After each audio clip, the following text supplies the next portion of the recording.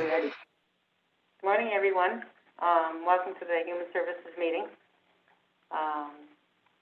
We have to accept the minutes from June 24th, 2020. Do we have a motion to accept those? I'll move. Thanks, Jay. Do we have a second? Second. Okay, Don, thank you. Okay. And we're going to go into department requests. I see Gina is on here. I think I saw her. Yep. Good morning. Good morning.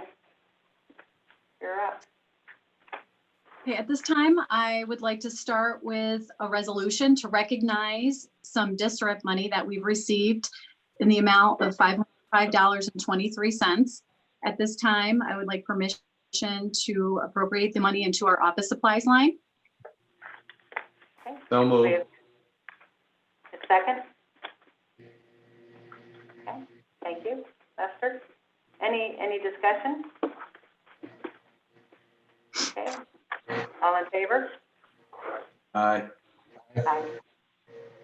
Thank you. Thank you. Any Thank you. nays? Yeah. Thank you. Go ahead, Judith. Next, I wanted to touch on some federal stimulus funds. Because we're an aging and disability resource center, we were advised that we'll be receiving funding under the Coronavirus Aid, Relief, and Economic Security CARES Act. The schedule we received on June 12th showed that we would be getting an allocation of approximately $22,928. We received a program instruction on this July 9th that gives a very limited amount of guidance around the use or claiming of the funds. And as of right now, we have given notice of the grant award, and it is unknown when that will be arriving. As with the previous federal stimulus awards we received, the program period April 1st, 2020 through September 30th, 2021. At this time, I'm not sure how we'll be able to claim these funds without more guidance from the state. So I wanted this time to let the committee be aware of this possibility. Most certainly, once we get more guidance around how we can claim the funds.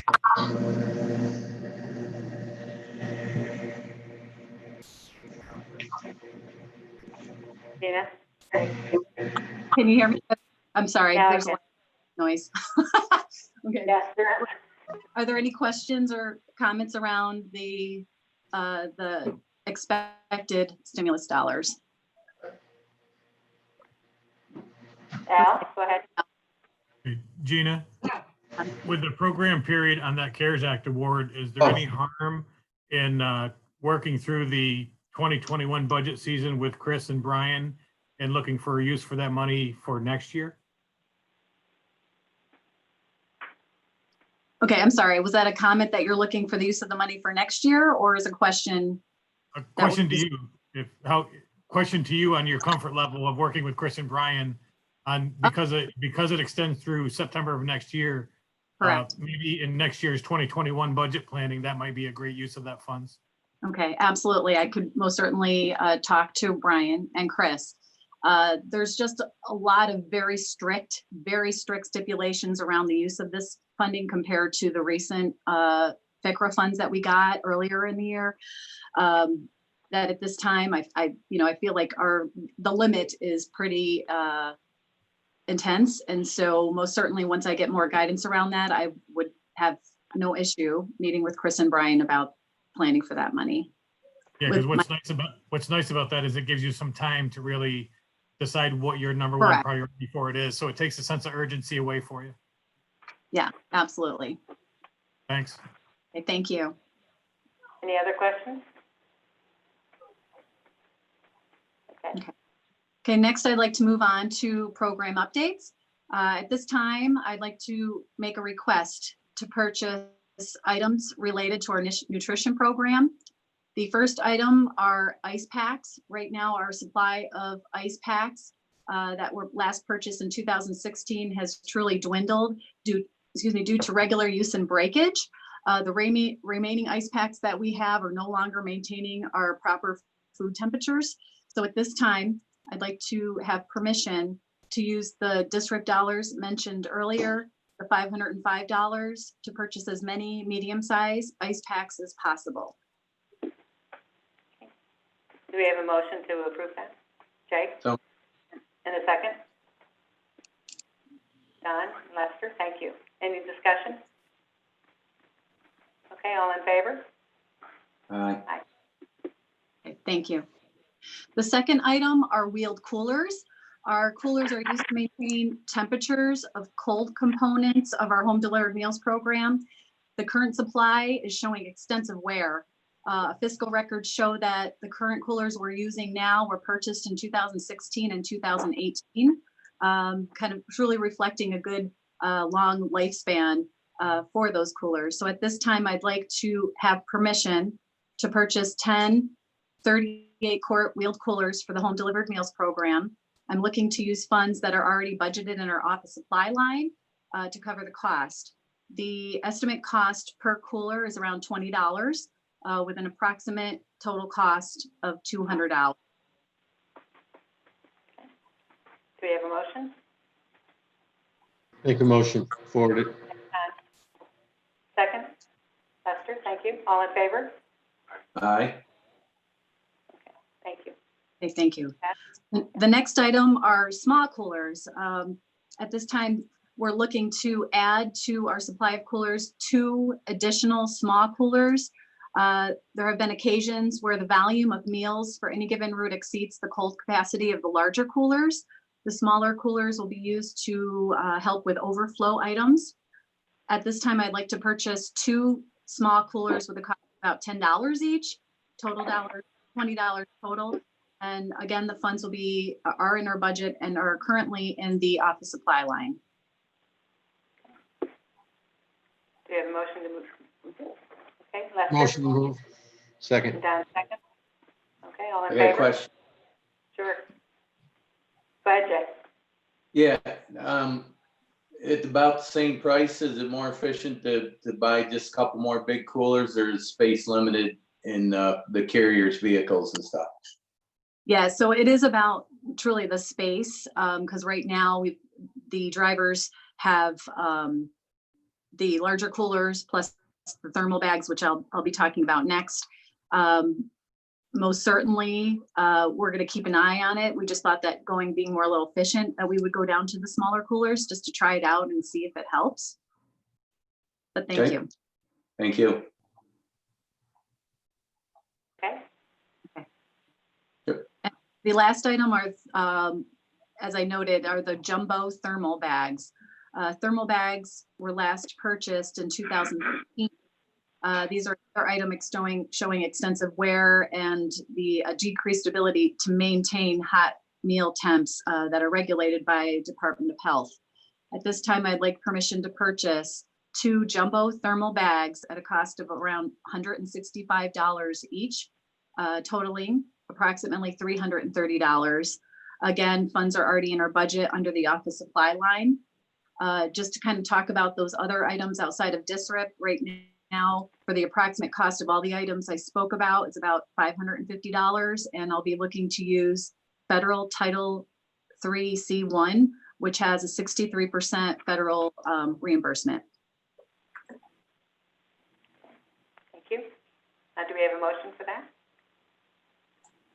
So move. Thank you, Jay. Second. Don, Second. second? Lester?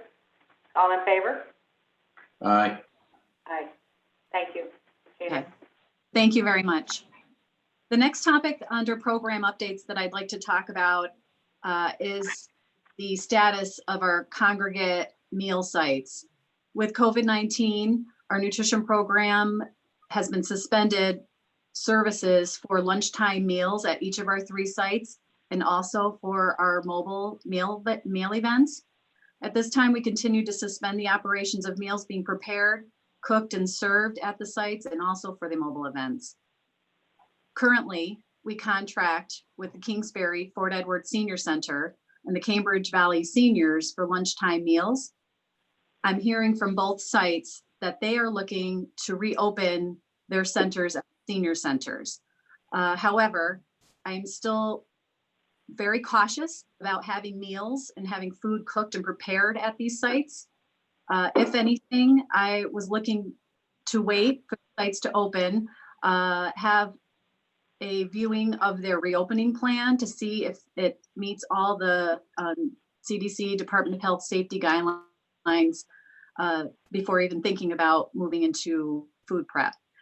However, at this time, I'd like to know if the committee is supportive of us serving pre-packaged meals, like what we do for our home delivered meals, folks, which would avoid the cooking and the preparation process. I'd like to open up for discussion. Okay, thank you very much. Does anybody have any questions for Gina? Yep. Okay, go ahead. Yeah, and will they be eating at the site, and are the sites large enough for the groups to have the social distancing? I don't want to appear prejudiced because anything anybody says today is, but the seniors are about the worst ones to keep separated and masked when they're out in public. Yes, no, those are my exact questions. The situation being is that the Kingsbury Fort Edward senior site and the Cambridge Valley senior site are their own business. And we just contract with them for the nutrition program and some recreational activities. So I can't truly stop them from opening if they want to reopen, because they are their own business entities. However, I do have control over the meal piece. And so my questions to them have been just that particularly with both locations, do they have the ability to maintain social distancing? Are people willing to wear masks when social distancing isn't possible? They're telling me that they have the ability to do that if they do registrations, so they'll know who will be attending the sites every day. Both locations, because they are a business, have to do the reopening plan. And at this time, the Kingsbury Fort Edward Senior Center has shared with me their plan. I have not yet had a chance to look at it, but that would be my intention, is to look over both plans to see what their intentions are and see that they're able to maintain all of those safety factors. The Whitehall Senior Site is our site. We have our part-time meal site manager there that runs it. I, at this time, haven't thought about moving forward with that location because that is under our jurisdiction. It is a large location. It does have, most certainly given the number of participants on a regular basis, we do have the ability to social distance at that location. However, I haven't started discussions yet with even the American Legion, which is where the rental space that we use for the site. So I'm not even sure where they stand in terms of their business operations. Again, going back to my big concern being food preparation and food handling, my thought would be that if they are requesting a lunchtime meal, to go ahead and give them the same prepackaged meal that we would give our home delivered meals recipients, so that there is no cooking and preparing that's happening at the sites. Gina, do you think that they would take the food to go, or they would eat it there? I mean, the so, you know, meals, they could pick it up and take it home with them. That's definitely something that sites across New York are doing. They are using their congregate sites as kind of a takeout location, where they are using the home delivered meals, prepackaged meals there, and then they're sending food home for kind of like a takeout arrangement like restaurants are doing. Our biggest concern with that is temperature control. We most certainly, for anybody that comes and picks up any food or even takes out any food from a site, they must have like a little cooler, ice packs to keep, you know, cold items cold. And then we also give them instructions on the reheating of the food when they do take it home, just so that they're able to maintain all the DOH standards. Any other questions? Okay. I guess I would be supportive of you doing that. As long as it can be done safely at the two facilities, I'm sure that that the elderly are anxious to get out and do something if it can be done safely, and this will make it even safer. I would support it. Is that a motion, Jay? Do you need a motion for it? I can make a motion and we can see where it goes. Yeah. I'm not sure who is trying to speak. Is that Washington County? What I can do, if you'd like, is when I do receive the plans from the sites, is to submit that to our team here for review and see if they have any feedback for those locations, or we actually move forward with giving them the prepackaged meals. Thank you. Okay. Any other discussion on this?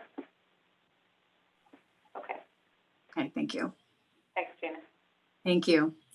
The next item, I wanted to just update committee on the Community Work and Independence, or CWI contract. As you recall, they have suspended services when COVID hit in March. And so at this time, what CWI does perform for us, they deliver our home delivered meals for several routes. So at this time, I just wanted to give an update and let everyone know that we have no new information. CWI continues to suspend their home delivered meals services at this time, and we are continuing to cover the meal routes with our full-time, part-time, and also our per diem staff.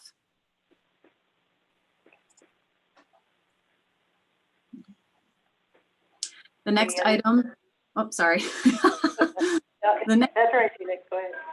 The next item is, I wanted to just give everybody another contract update and let you know that we had a contract with LEAP for ancillary goods and services. This consists of home modifications, home maintenance and repairs, assistive devices, equipment, and household appliances.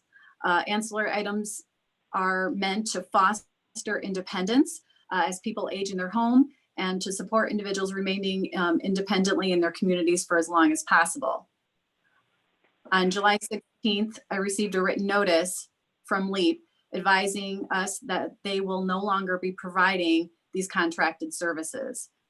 At this time, we do not have another provider for ancillary items. Therefore, the provision of ancillary services is currently suspended until I receive further guidance from our county administration as to how to proceed. So my purpose in sharing that with you is in case you have heard any information, if anybody in your communities have questions about that, please most certainly come to me or send those individuals to me and I can give them an explanation. Okay, are there any questions around the ancillary contract? Al? Can you just very quickly give the board an example of what these services are that we're talking about? Yep. So for instance, I'm going to give an item of an adaptive equipment. So chair glides help individuals who are in two-story homes. So it's an item that goes into their staircase, and you sit on a chair and it brings you up and down between the levels of the home. That's a big item that LEAP contracted with us for. Most recent service was a bathroom modification. We have somebody who is living in their home and was having difficulty getting in and out of their tub. And so a walk-in shower stall was put into the home to help that person be able to bathe independently. The money we use is unmet needs money that funds that service. It was a new funding source that we received last year from the governor's office. And it is money that's 100% with no local share attached to it. At this time, LEAP, we contracted with LEAP several years ago. That was when they had a maintenance individual, somebody who was performing a handyman services out in the community for their weatherization program. At this time, LEAP no longer has the weatherization program, and so they're no longer required to have a handyman person on staff. And really the basis for why LEAP has terminated the contract is because they just we're having having a lot of difficulty meeting the needs of completing these programs, these services. Gina, on Yeah. that, with the LEAP, is there any outlying community resources that you can pass these people to so that they don't end up in care with DSS or elderly care or back into your, I mean, sometimes it's a simple fix. Yeah. So at this time, everybody who receives this type of service receives what we call a compass assessment. It's a very thorough, comprehensive assessment with a caseworker. And it takes a few hours to complete that assessment. And that assessment gathers all of that information, outside resources. If anybody else can perform the service, then we start there. We're typically the last resort for these folks. The folks that we do serve with this program are non-Medicaid individuals. These are people who are above the income eligibility for Medicaid, and so these are folks that are that we service. So, for instance, when we do talk with somebody and we find that they need like a chair glide or a roof repair or a ramp up to the home, then we will first look at outside resources such as Homefront, who does perform those types of tasks. So, Gina, your department will still do the assessments then? Yeah, these people typically already have personal care assistants with us. And so this is just an add-on benefit of services for them. Thank you. Yeah. Any other questions? Al? And Chris can speak to this now if he wants, or kick it down the road to later, but just so that everybody knows, there are options to make sure that these services still get provided. So if you do find a resident that has one of these needs, there are still ways to make these things happen. We can talk about that later, or Chris can address it now, but just so that you know, we don't anticipate anybody in the county going unserved if one of these needs arise. Yeah, I think one of the things that we talked about was it's a little sticky. It's not necessarily my preference, but if it's what we need to do, it's what we need to do to continue to provide the service. One thing we can do is submit an RFP or release an RFP rather for an independent company that would agree to provide the scope of services requested under this program at some kind of predetermined rate, whether it's a per job rate or more likely an hourly rate. The sticky issue for us on this becomes the actual procurement of the company to do the services. I think there's a way we can do it. It increases some liability and concerns I have in that regard. It was nice to kind of have a little insular with the leave arrangement, but with that not being able to continue forward, that's something that we need to take into account. So if the committee is receptive to the idea, and Roger, of course, can speak more intelligently than I on the liability aspect, but if the will of the board is to try to pursue a manner in which we can continue to provide these services, the next step would be for Roger and Gina and I to work together to come up with some kind of a procurement document, whether it's a bid or an RFP, to send out and try to see what interest there might be from private companies to contract with the county to provide these services. Chris, is there a reason why LEAP cannot do it? Can that be resolved so that contract would continue? So, as was mentioned earlier, LEAP previously under the weatherization program had an employee who was capable of doing these things. They no longer have that employee on staff since they've gotten out of the weatherization business. I believe the contract with their county to do it now. So it doesn't really make sense for us to contract with LEAP and LEAP to contract with somebody else. I think what we would be doing by that double contracting is maybe diluting the amount of the funding that goes to our client. So we, in light of that, we're really kind of the entity that would need to contract with the private provider if we wish to go forward. Thank you. Thanks, Chris. Any other questions?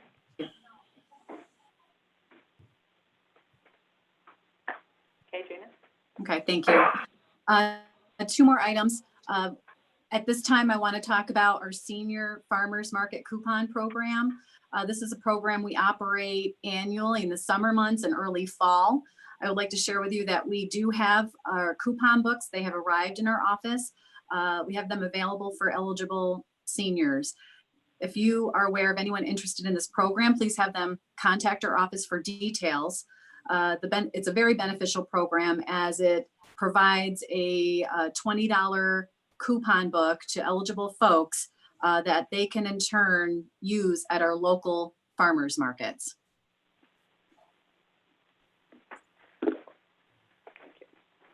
The next item is I was contacted by Senator Daphne Jordan's office.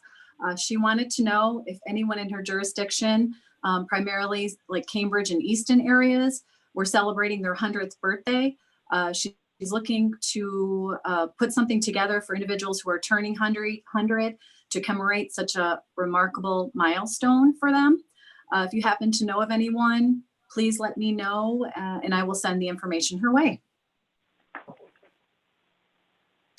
So at this time, that concludes our program updates, and I would like to move on to the next agenda item, which is the 2019 Office for Aging Annual Report. Debbie, thank you, Debbie.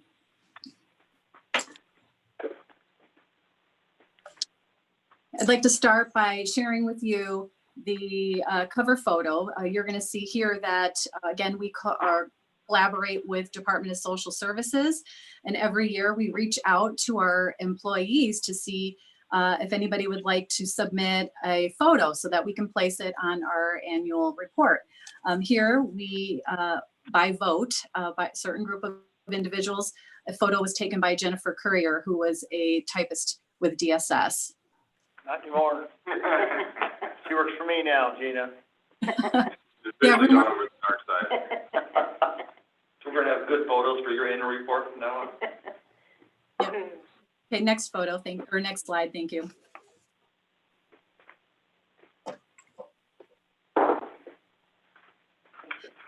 As outlined in this screen, OFA and DSS have formed a partnership which makes us an Aging and Disability Resource Center, also known as an ADRC.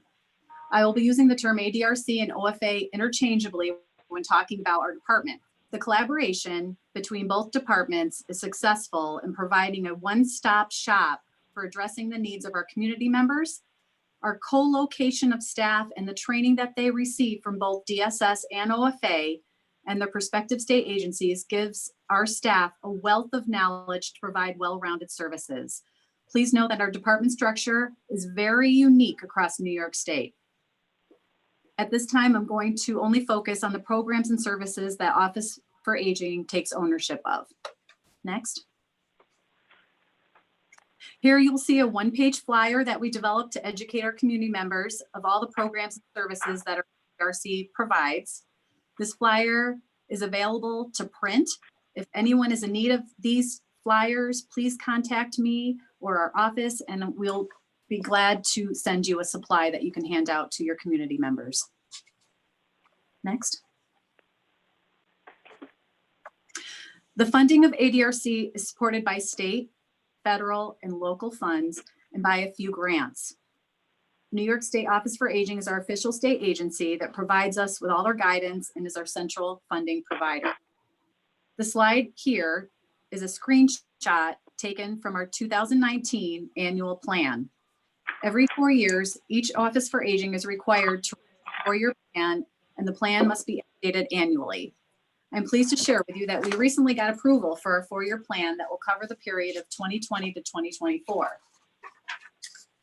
Across the top of the screen, you're going to see a list of the Office for Aging state funds.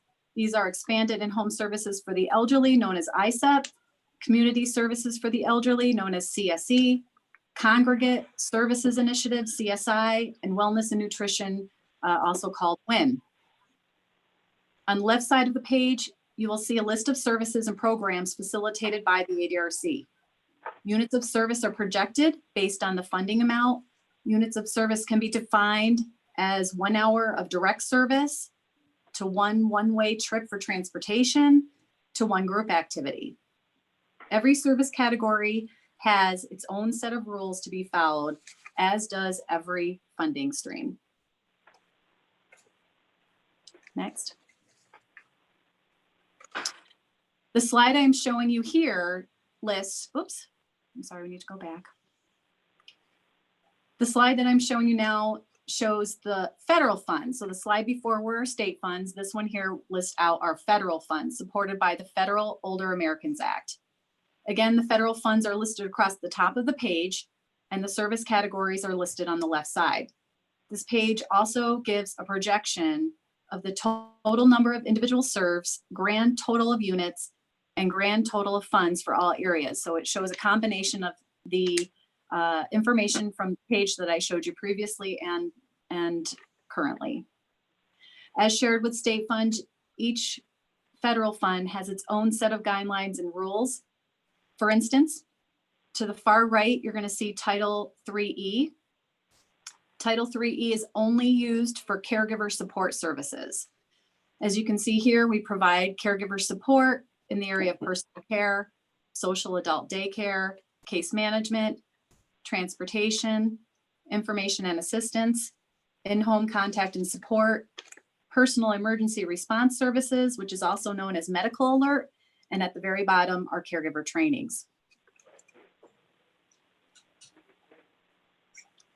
Next. To meet all the service categories on the 2 pages I just shared with you, we engage in several partnerships.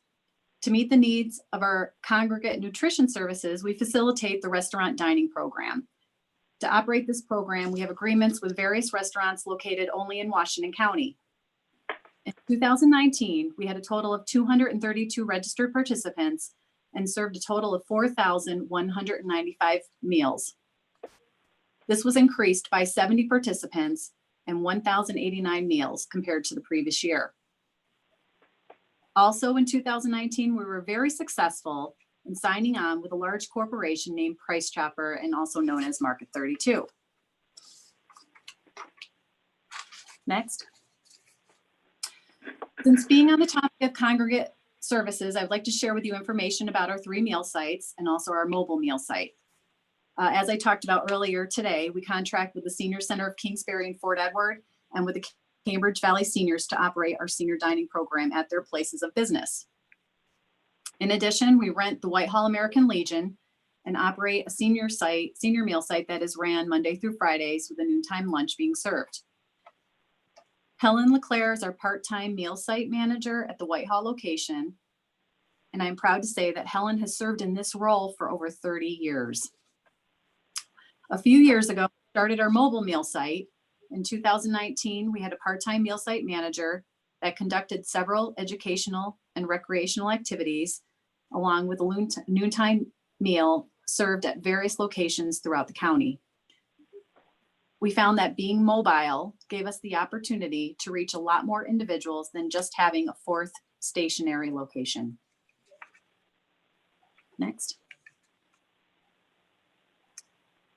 This leads me to talk about our home delivered meals program. This program is also known across the United States as Meals on Wheels.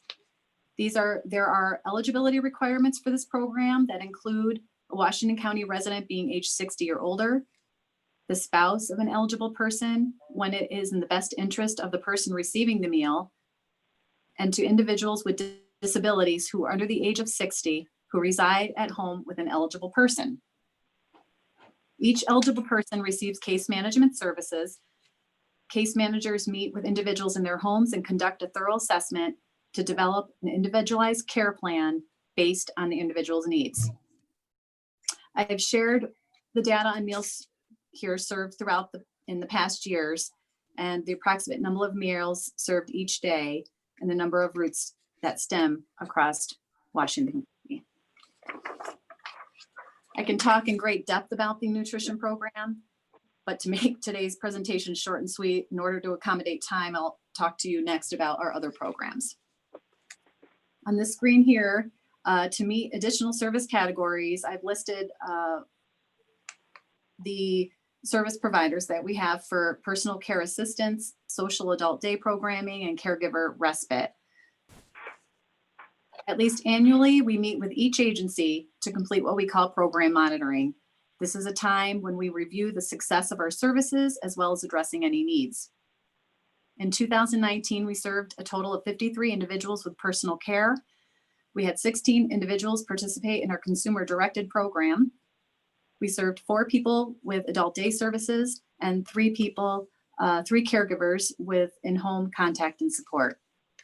Again, I'm not going to go into detail about what each service offers, as this information is included in the hard copy of the annual report that you will be getting soon. Next. Here I am showing additional partners that provide a wide array of services. For instance, the Alzheimer's Association facilitates an evidence-based program for us called the Savvy Caregiver. The Glens Falls Association for the Blind provides a wide array of goods and services for individuals who are visually impaired. Legal Aid Society provides us with legal support. The Washington County Sheriff's Office provides us with our home delivered meals and congregate meals. LEAP offers us medical and social transportation services. And in 2019, they also provided the ancillary goods and services that I spoke to you about earlier. And Kristen Stewart is our contracted registered dietitian. She produces all our food and meal analysis, site inspections, nutrition education, and more. As you can see here, in 2019, Kristen provided 103 individuals in Washington County with individualized nutrition counseling services. Next. Now I'd like to highlight a few of our grants. These are separate from our federal and state funds. They are New York Connects, Health Insurance Information and Assistance Program, which is called HICAP, and Medicare Improvements for Patients and Providers Act, also known as MIPA. I'd like to begin with New York Connects. Back in 2007, New York Connects was the initiation of our co-location and partnership with DSS. New York Connects provides information and assistance and options counseling services for individuals of all ages. Next. On this, I've highlighted 2 pages that are taken from the annual report that shows our 2019 New York Connects data. This shows our statistics on our mode of contact, the age of individuals served, and the top areas of information and assistance. As you may be able to see in these slides, questions around insurance and benefits is the top area of need. The second top area is information on home-based services. All our ADR staff are trained to provide New York Connect services in some form. New York Connects also implements a long-term care council that meets quarterly, and we are successful to have over 230 local members. The goal of the council is to evaluate any gaps in the long-term care service delivery system. The second grant we receive is called Health Insurance Information Counseling and Assistance Program, also known as HICAP. We have staff certified annually to provide objective counseling services on various Medicare plans. Here I've highlighted some top topics that our counselors have seen during the 2019 year. Next. The final grant I would like to share with you is called Medicare Improvement Patients and Providers Act, also known as MIPA. This program syncs very nicely with our HICAP grant. The goal with MIPA is to look for and offer low-income assistance for Medicare beneficiaries. Our HICAP counselors are trained to meet with consumers and determine whether or not they are MIPA qualified. The main goal of the program here is to provide cost savings to Washington County residents. Next. At this point, I would like to give you a snapshot of several other programs and services that we offer. The actual annual report itself that you'll be getting will give you much more detail and background in each of these areas.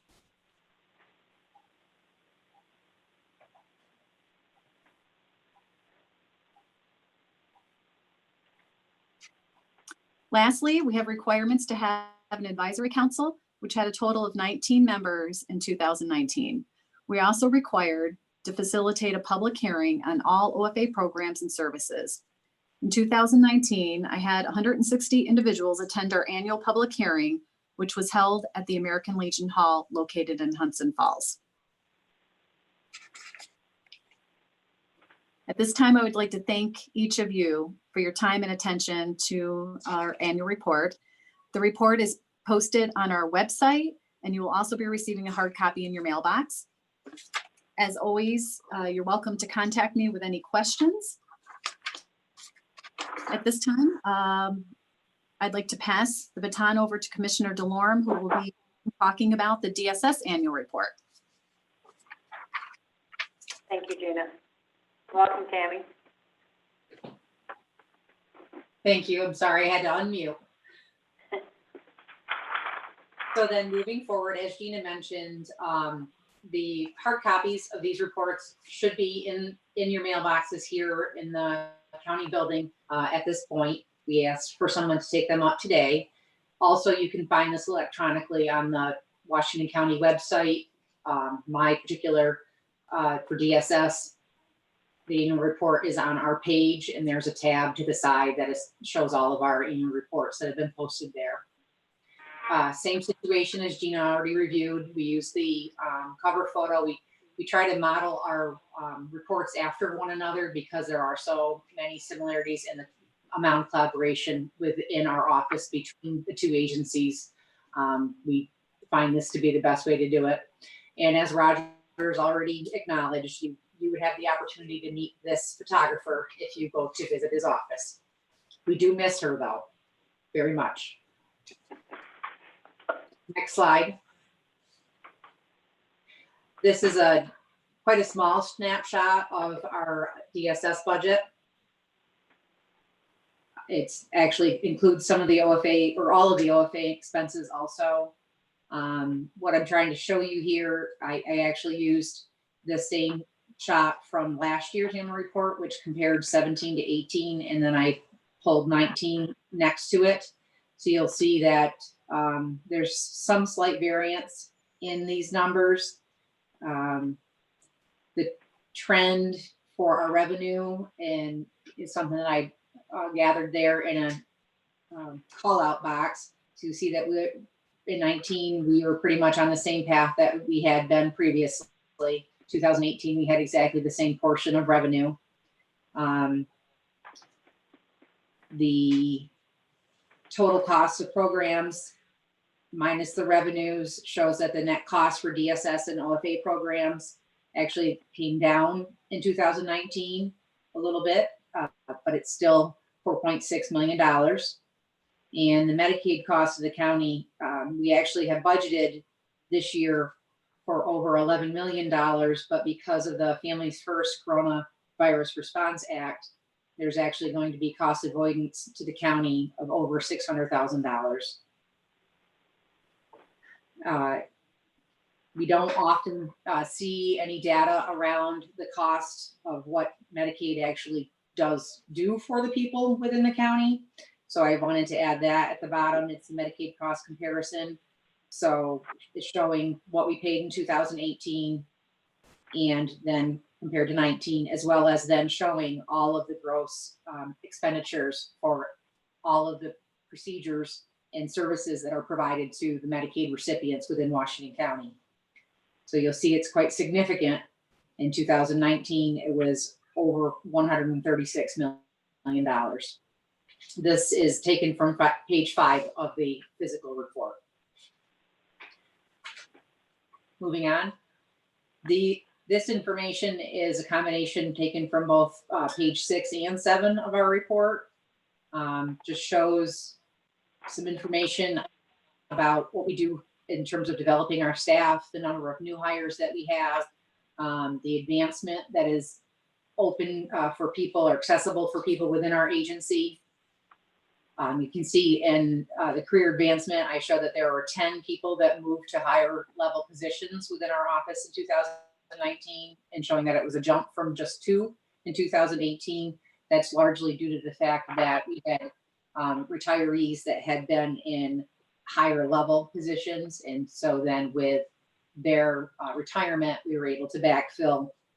And sometimes there was a cascading effect where many people were able to move up because of the backfills with that situation. I guess one more thing about this, I do anticipate that we'll have many fewer trainings offered in 2020, whereas in the call out box, you'll see that we had over 150 trainings for staff in 2019. When I say we had them, they're trainings that our workers go to through the state and other local providers, as well as trainings that we bring here on site. But because of obviously, the fact that there's social distancing and most of the trainings are trying to move to a virtual platform at this point, we'll have many fewer this year. Move on. This information, this is quite a lot of information. It covers a whole division within social services, but it's taken from pages 9, 10, and 11 of our report. So showing our numbers, things that are often interesting for everyone are how many child protective reports we receive, how many, what their outcomes are, how many children enter foster care. So you'll see that we had 19 youth enter foster care in 2019 and 28 were discharged. It's allowed us to maintain our numbers. For the most part, I would say that we're trending down. Trying to figure out where that actually is shown on this chart.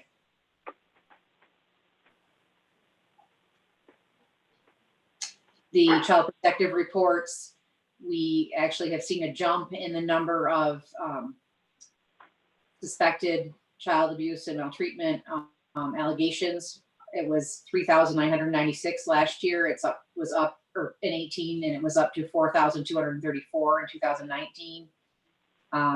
32% of our allegations focus around drug and alcohol misuse of the parents.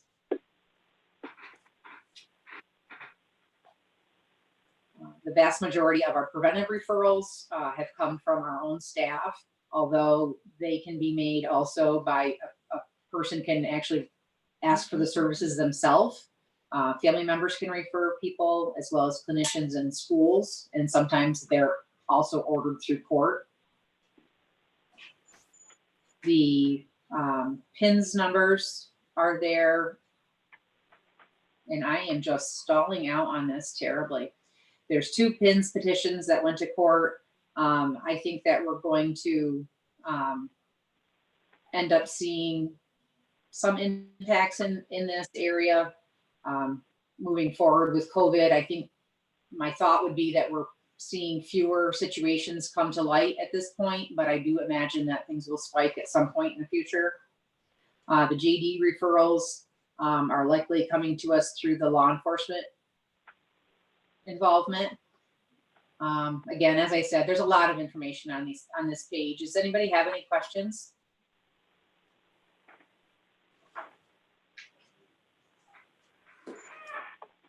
I don't, anybody? Okay. I don't see any. Good. Yeah. Thanks, Tammy. Keep going. Okay. Moving forward, this information is found on page 13 and 14 of the report, as well as page 16, showing another one of our programs, child support enforcement, and what the collections are throughout the year. You'll also see that we receive some funding. Some funds end up being recouped by people that have not paid their child support because they're able to receive that directly through the state from tax offsets. The numbers here in this chart are a little bit varied from what we were showing last year. The supervisor of that unit found another area where she thinks that the data is more accurate. So what you have here in this chart would be a reflection of that accuracy. But if you were to compare it to 2018, there might be a little variance from what was in that report. The Dss Employment Unit cultivates job and work experience, such as seeking out town offices, town garages, and other comparable sources within the county so that they can place a recipient of temporary assistance in those jobs. This initiative is really reflective of welfare reform that took place in the 90s. However, as we had been trending over the last couple of years, we're finding that people have many more barriers to working or being full-time employed. And so we're having to provide a lot more services to them. It isn't as simple as just getting them work experience in the field to then prepare them to work someplace in the private sector. We are also finding that many of the positions or areas that we would have had people working in the past are not available right now, again, because of social distancing. Move on. This information is taken from page 15 of the report. You can see that the number of temporary assistance cases and the breakout between family assistance and safety net is trending very closely from what we had in 2018 for averages. The amount of temporary assistance that was paid out to recipients in our county over 2019 was $1,244,000. That is all federal dollars. Safety net, however, we know is much more highly funded through local dollars, and the spend out on that actually topped or exceeded what we had through family assistance. That is a reflection of people that have already had family assistance benefits for over 5 years. They are no longer eligible for the federal assistance, but New York State has a program called Safety Net, and that is the breakout for that cost. We are still working with those recipients to try to have them become eligible for work placements and then get them into the workforce, as well as for the people that appear to have other issues. We work with them on accessing Social Security or going for counseling that they need to be able to get them to a point where they can be self-sustaining. SNAP is what people would have historically called food stamps. That is also 100% federal. And in 2019, there was over $8 million worth of benefits provided to people within our county. Daycare, you can see, is the same. The spending on daycare is a bit up this year, or 2019 from 2018. However, the number of cases is down. So I think that's reflective of either higher costs for childcare or longer hours that the parents are using it for. And then all of the information in the green box is there for HEAP, and that is the program year for HEAP that is reflecting, as opposed to the calendar year. But you can see that that is all also federal dollars, and what it is, the amounts that come in or that are received and purchase various items on behalf of our people in our community. Obviously, the largest component would be fuel oil, but there are other things that are able to access HEAP for as well. Any questions on any of that?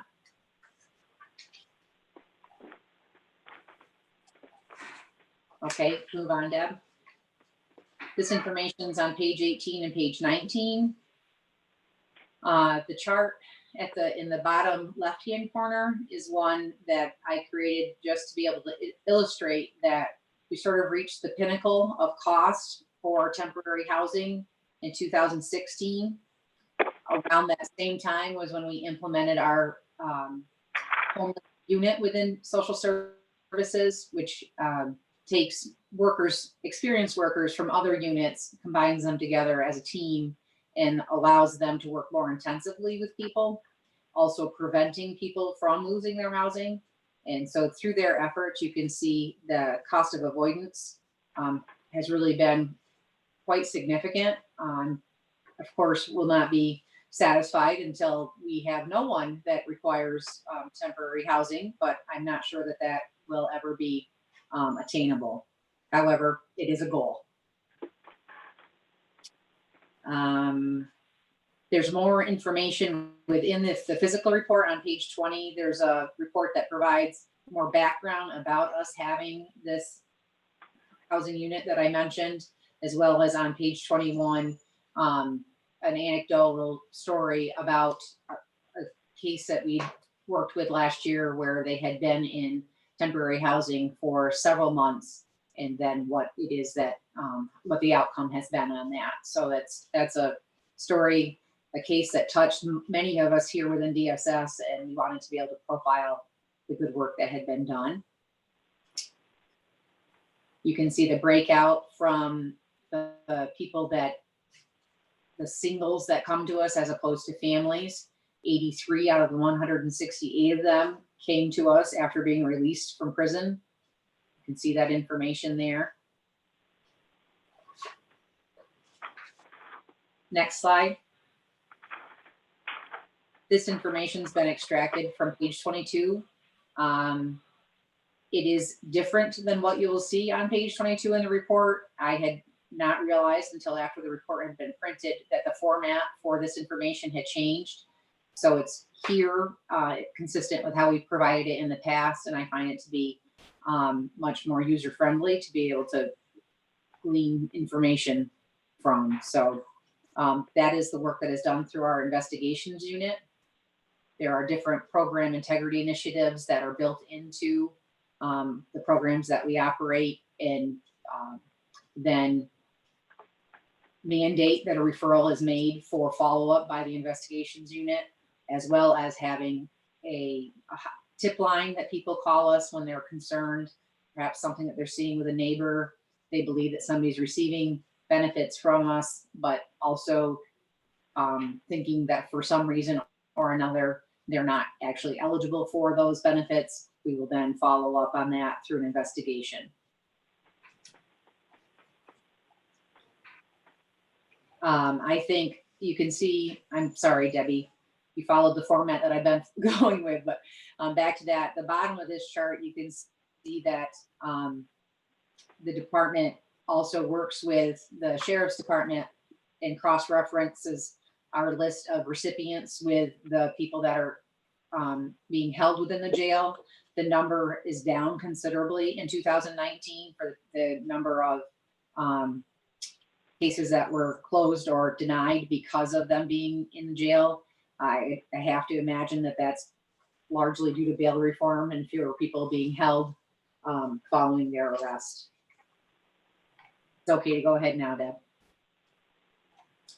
DSS Adult Protective Services and Medicaid Personal Care Services. Gina had shared with you that her office has a combination of staff between DSS and OFA. These programs are the programs that are traditionally strictly through DSS, but working through our collaboration, we're able to have workers that are trained in all of those areas, the programs that are offered through the OFA as well as DSS, and they can switch back and forth with people as their needs sort of are demonstrated when they're working with them. So these are the DSS data. This information is on page 23 and 24.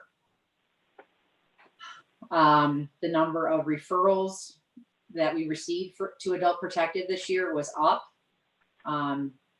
There had been 146 in 2017, 181 in 2018, and you'll see that there's 195 in 2019. However, the number of investigations is down. So what that tells me, and Gina might be able to jump in on this also, is that the referrals were made, but upon review of the information that came in, it didn't necessarily rise to the level of an investigation, but they may have been people that we were already working with and were already aware of their situations, and we may have then been able to contact them and provide them with some other resources through the Aging and Disabilities Resource Center. The county attorney's office represents the department for any guardianship petitions, and in 2019 there were 4 petitions that had been filed, initially requesting for me to become the guardian of the individuals. We work in a pretty dedicated fashion upon receiving any of this information to determine if the individuals have any other family or friends that would be a more natural fit and natural support to them. And I believe that last year we were successful in finding people within the community on all of those cases. So that's certainly, I think, better for a person to have their needs and wants dealt with through somebody that knows them more so than it is and has known them prior to this level of need than it is to have an agency be able to do that. But we do, in the last worst case sort of scenario, do that. And I think this is the last page, Debbie? Yes. And so, as I said, the reports are in your mailbox and they can also be found online. Does anybody have any questions?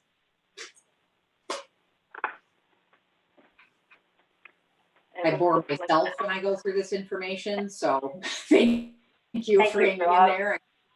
Chris is the one who appears to be sleeping. Thank you for doing all that important information, No problem. especially with our new budgets coming up, right? Yes, yes. Yeah. Thank you. So then moving on the agenda, I wanted to be able to update you on what the status of the waivers and mandates are for DSS. At the time that I put that on the agenda, I wasn't sure what the status would be as of today because the waivers have largely been being metered out in 30-day extensions. At this point, though, all of the waivers that had been in place for us and for our programs during the height of the pandemic in New York State have continued. That really allows us to be able to stay ahead of the game, or at least caught up with the majority of the people that are seeking our help. Of course, the people that are coming to us have very complex needs. And so it's also allowing us to do a little more in the way of courtesy contacts, I guess we would call, whereas in the past, if we didn't get the right information from somebody within a certain period of time, we would perhaps have closed the case. We are now able to have the time to dedicate towards working with those people to figure out another way that we can get that information for them. That, I guess, would be able to segue into the backfills between the fact that the building has been closed and the fact that we have all of these waivers in place. We actually have found ourselves at this point, I'm not going to request backfills again. I know that I had it on the agenda last month as well and thought that I may reach that point. I would say that we're still carrying all of the vacancies that we had last month as well as some additional. So at this point, we have 3 typist positions vacant, 1 senior typist position vacant, and 1 senior social services examiner that is vacant. At this point, we've been able to reassign, relocate some other staff within the office, again, because of the flexibility that we have with the different waivers being in place. So we're able to avoid the cost of those positions. I'm not willing to say we don't need them. If the building reopens or when things happen and the waivers no longer are in place for us, we certainly will find ourselves in need of backfilling some of these positions. Thank you very much, Tammy.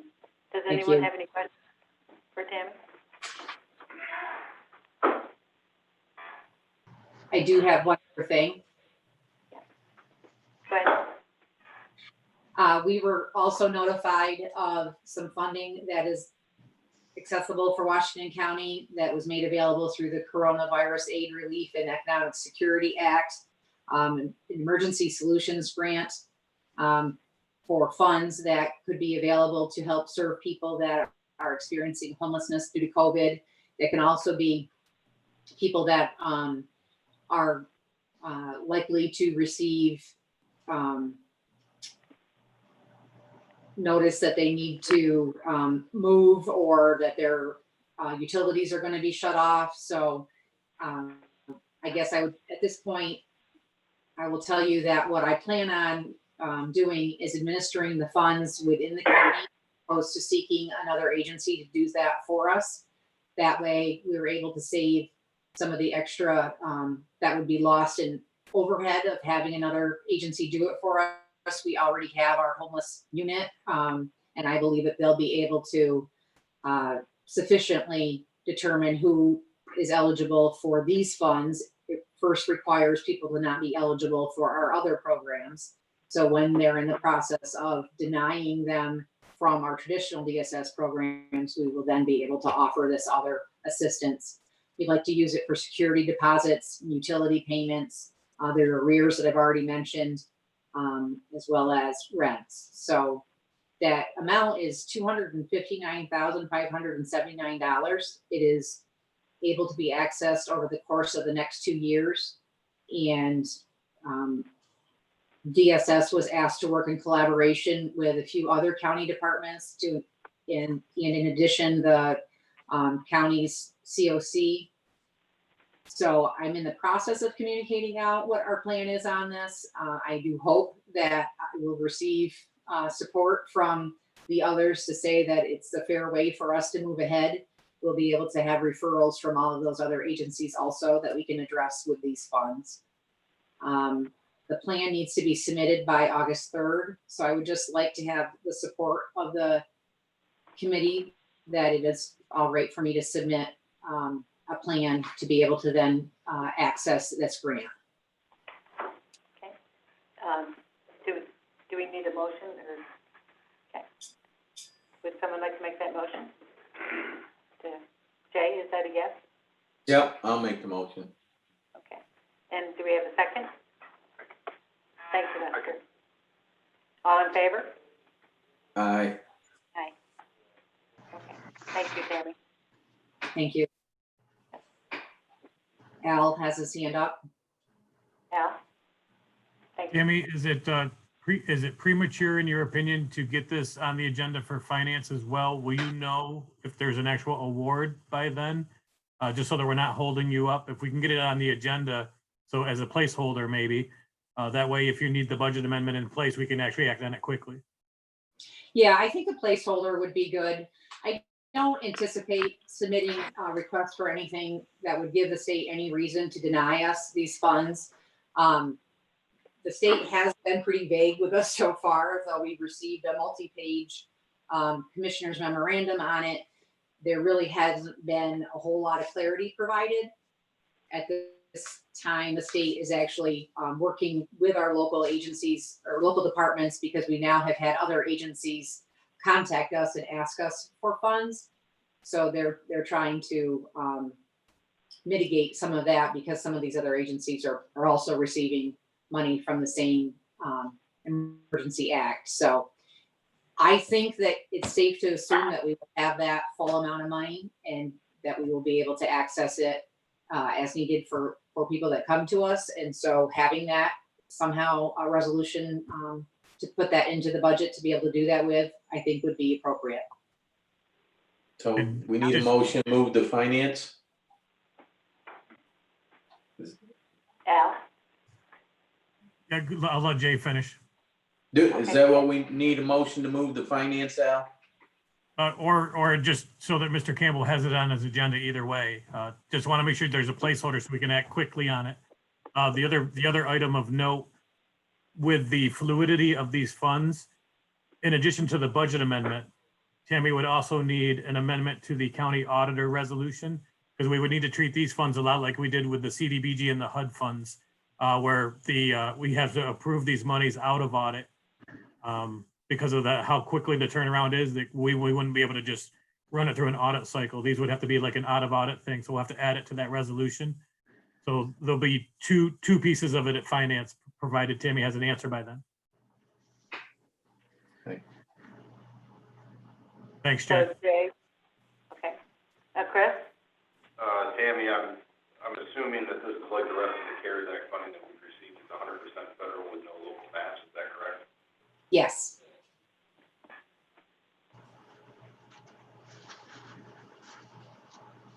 Okay. Any other questions for Tammy? Do we want to proceed with Jay's motion? Do we have a second? Unless second? Okay, Don second? Or is that a question, Don? That was a second. Okay, thank you.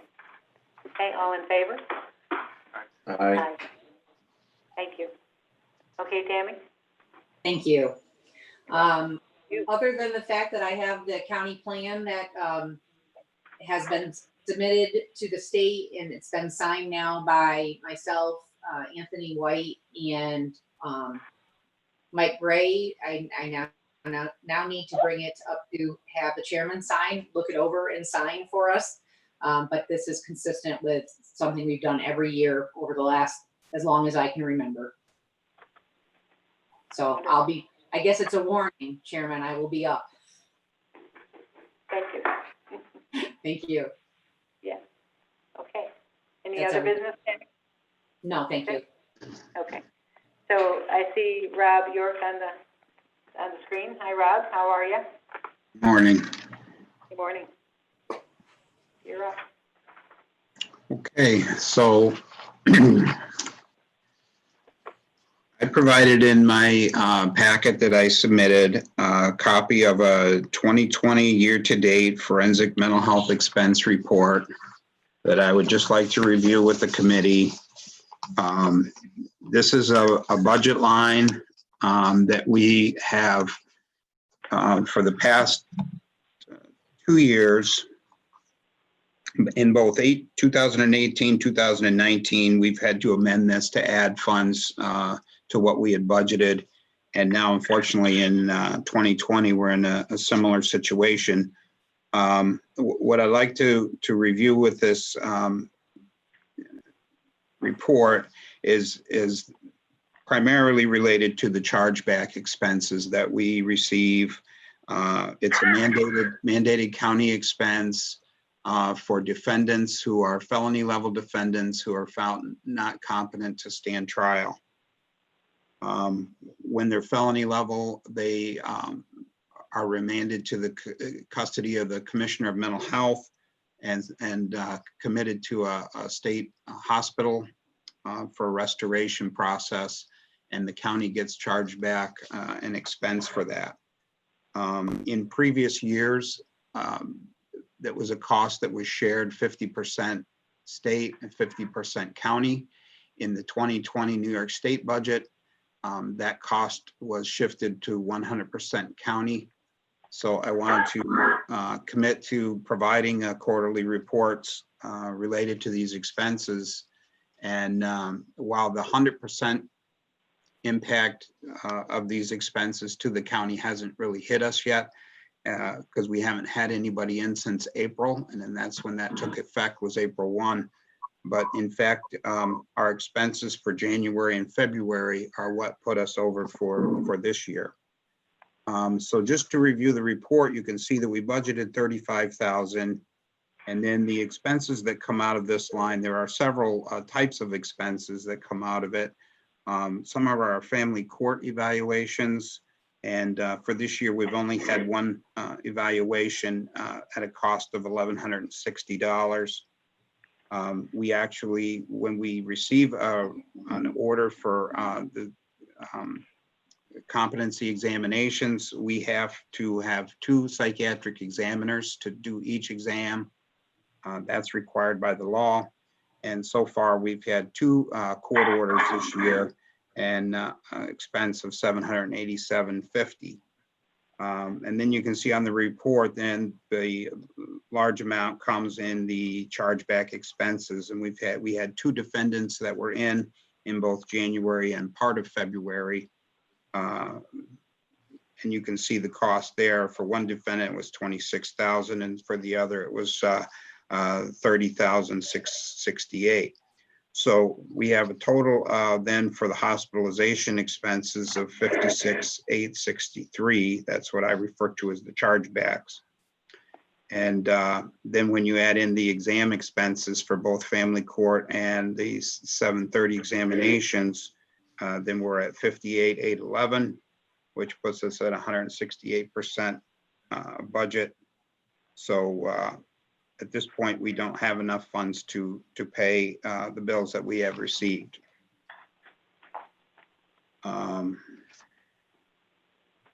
So I guess I'll pause there if there's any questions on this before I talk about the resolution request to address it.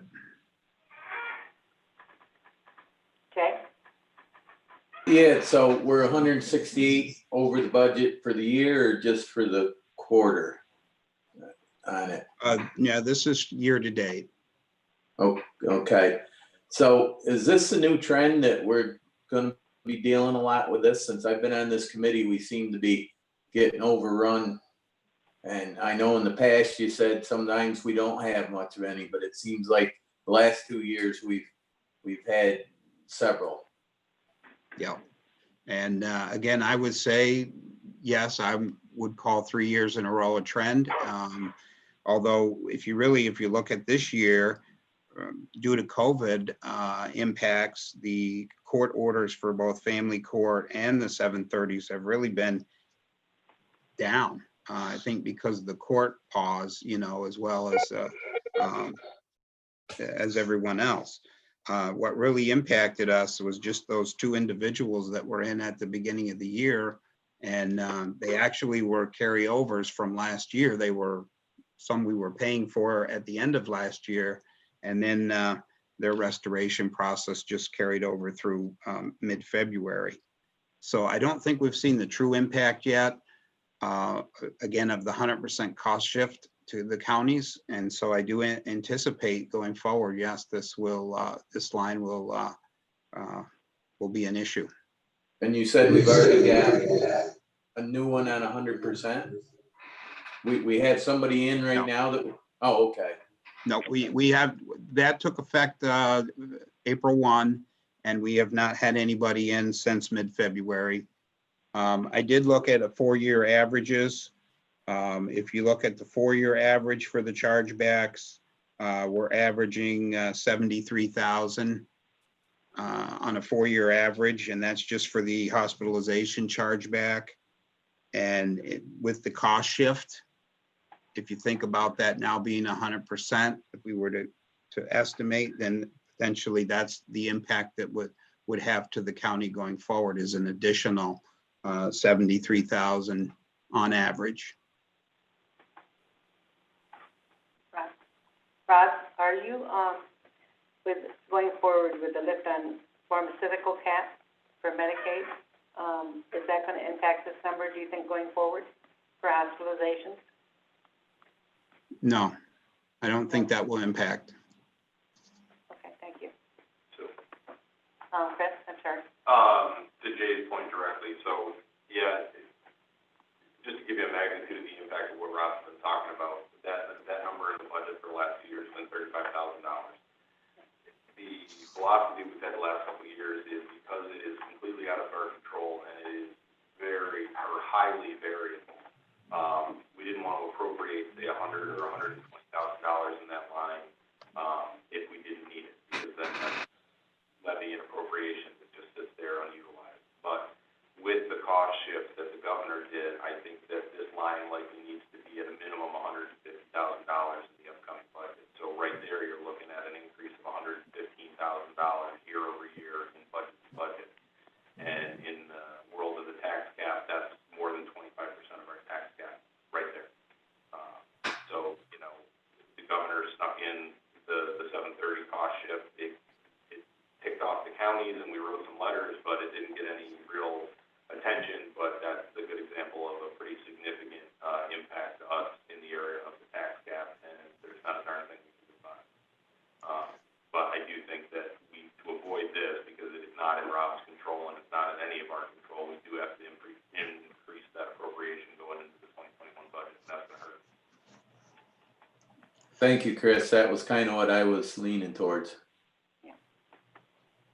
And while I do agree that it's largely out of our control because these are mandated costs and it's a result of a court order, we are making an effort through a criminal justice task force that we're part of to meet with some of the partners in the criminal justice system to see if there's a way, when they're considering ordering a 730, if there's other opportunities to get the person evaluated to determine what's going on, to make sure that it's necessary, if that's the appropriate type of evaluation that they're looking for. In other words, we want to work with the judges and the justices, and of course the public defenders and the DA's office, and have everyone working together to be sure that when it comes up that they're considering a 730, that it's the appropriate mechanism to be using.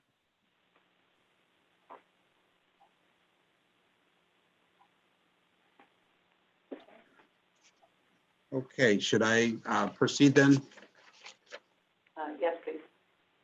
Okay, so also in the packet, then I included a resolution request to amend the 2020 Washington County budget to allow for payment of the bills that have been received.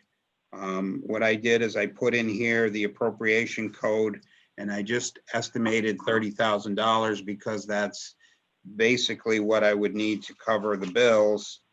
And then I can just keep coming back as we go through the year, as additional expenses are received, or whatever the committee prefers as that number, we can do that. And then under the revenue code, I just put to be determined. It comes out, Al would have to provide us with where that funding comes from. It's basically fund balance, but I don't know if there's a contingency, particular contingency fund it comes out of. Campaign to re-elect Cuomo. So, I would recommend to the committee that for now, there is adequate balance in the general fund contingency account. So I would say for this first one, let's go to contingency. So would we move this to finance? Yes, please. Can I have a motion to move this to finance, please? Thank you, Esther. Do we have a second? Okay, Don, thank you. Okay, any more discussion? So that was a no on my funding source? I'm sorry, Al? I love the idea. I just have questions about the implementation.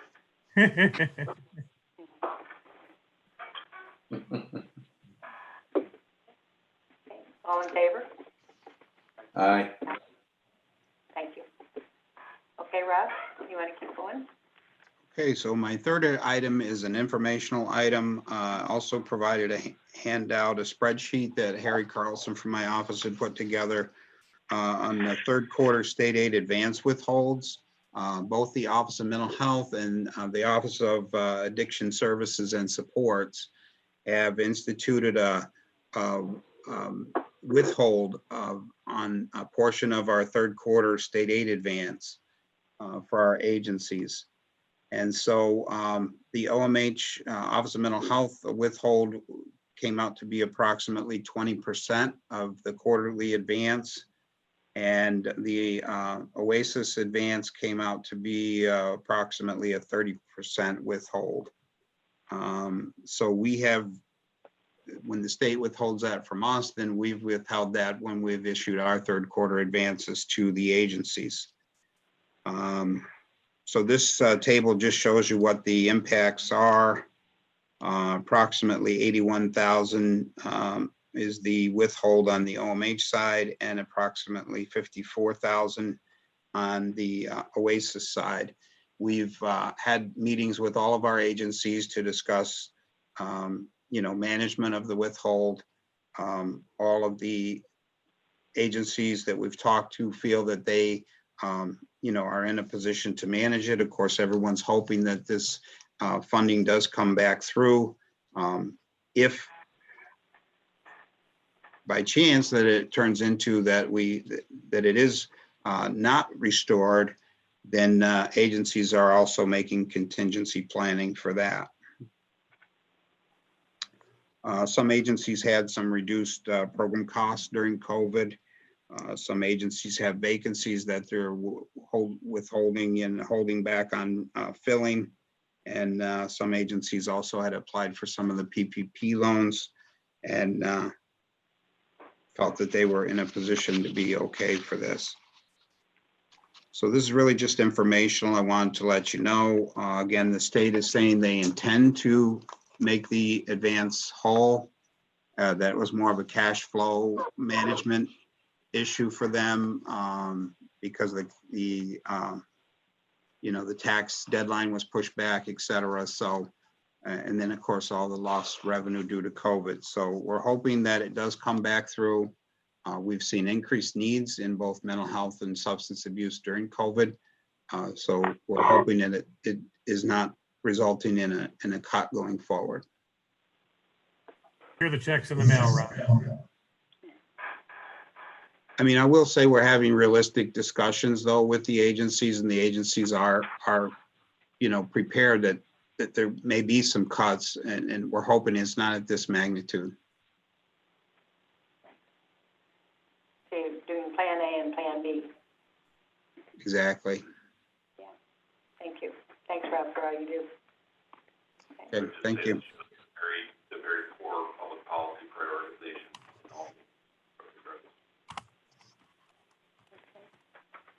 Do you have other business, Rob?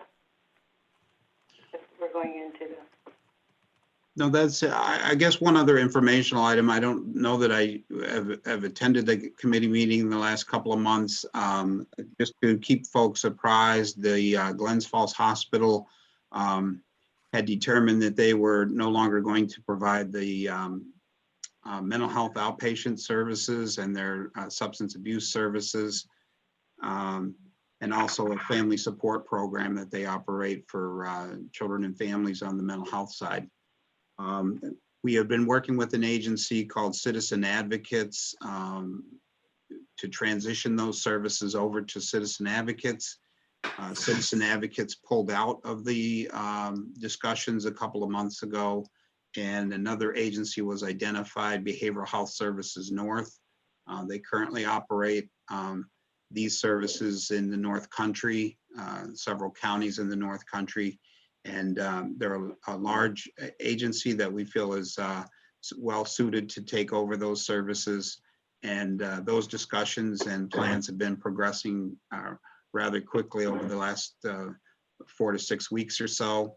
And so I think we're in good shape with a provider that can take over these services.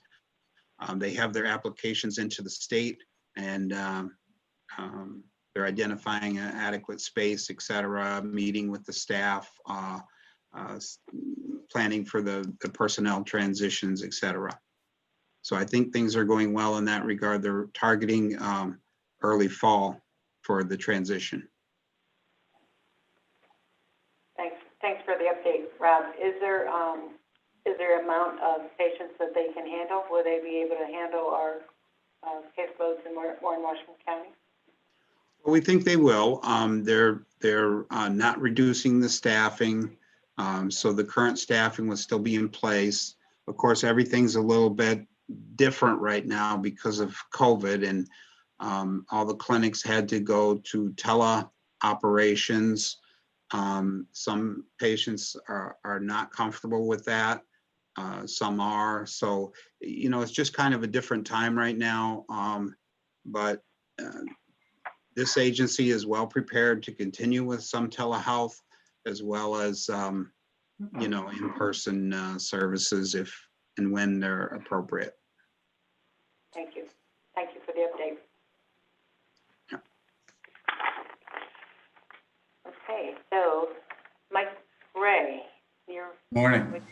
Good morning to you. I have a few updates I just want to let the board know about. Our youth employment program is running up and running full board. We have 7 youth working. The activities they're doing include mowing, roadside pickup. They're maintaining the garden, and they'll also be over in the bat and kill trouble areas next week. We're going to try to get at least once a week to help out with that.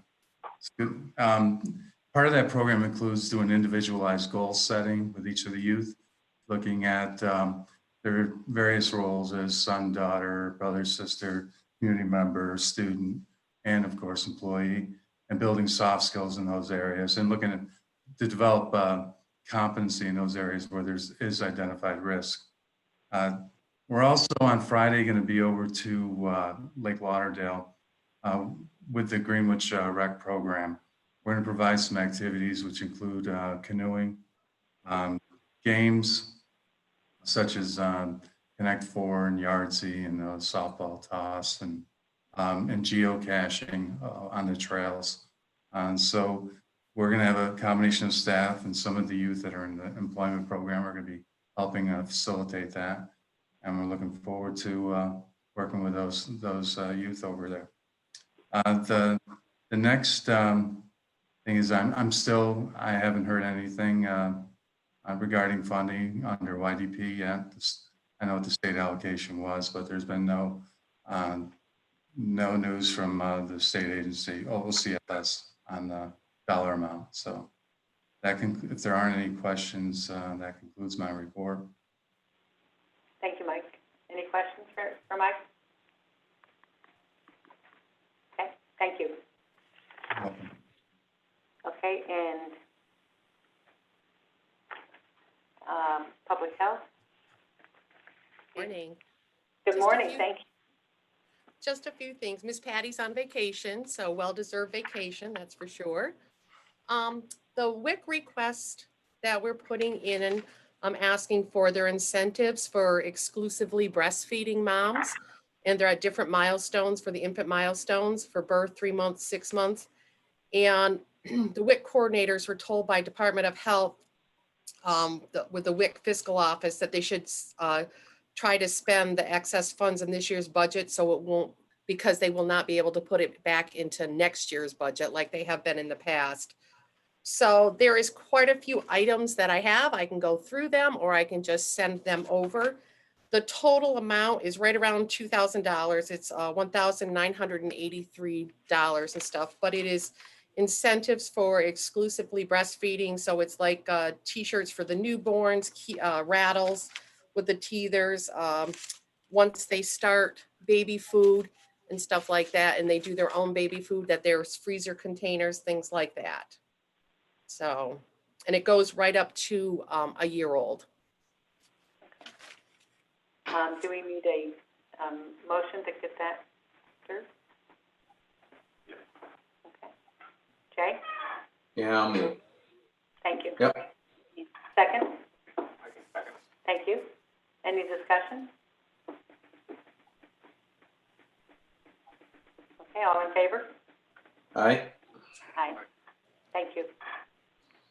Great, and then just under some updates and miscellaneous, we are holding a rabies clinic in Greenwich this week on Saturday. And of course, with COVID regulations and everything, that we are structuring things a little bit differently. All the animals have to be pre-registered so that we, and they're in certain time slots, they'll be in, stay in the cars and things like that. Phil Spezio has helped us out with the scheduling and stuff for that and how to do it. And as of right now, we have 90 animals out of 100 registered. So that was a good turnout for us. And they, so we have them all online and everything. We have been informed by DOH that we still are required to do, even with the COVID, they want us to get at least 3 rabies clinics in for the year. So depending upon how this works out and stuff, hopefully we will be able to get them all in. Other than that, COVID continues strong, loving every minute of it.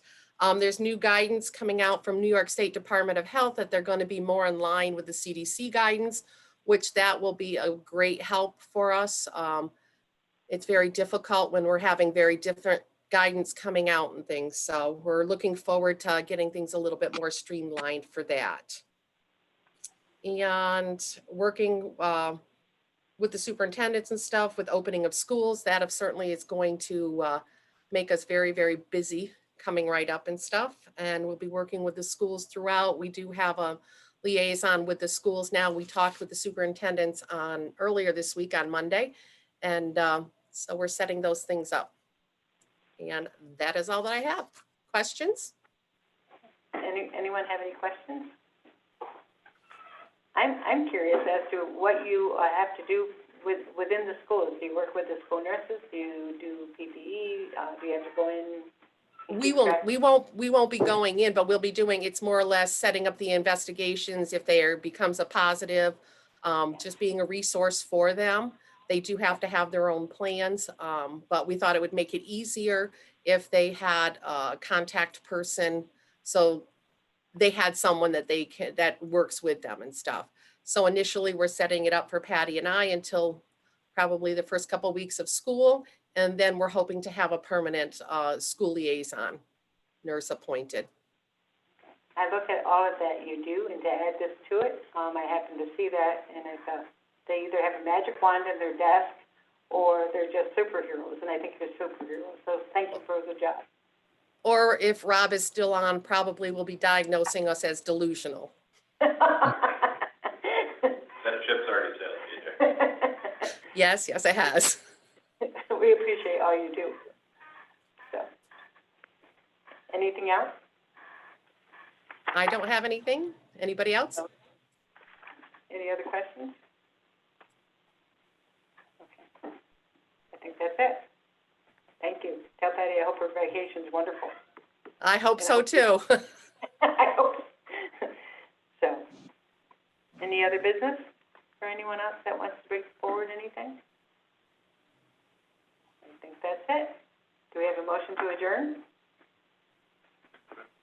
Okay, Lester, and Jay seconds, Don seconds, and all in favor?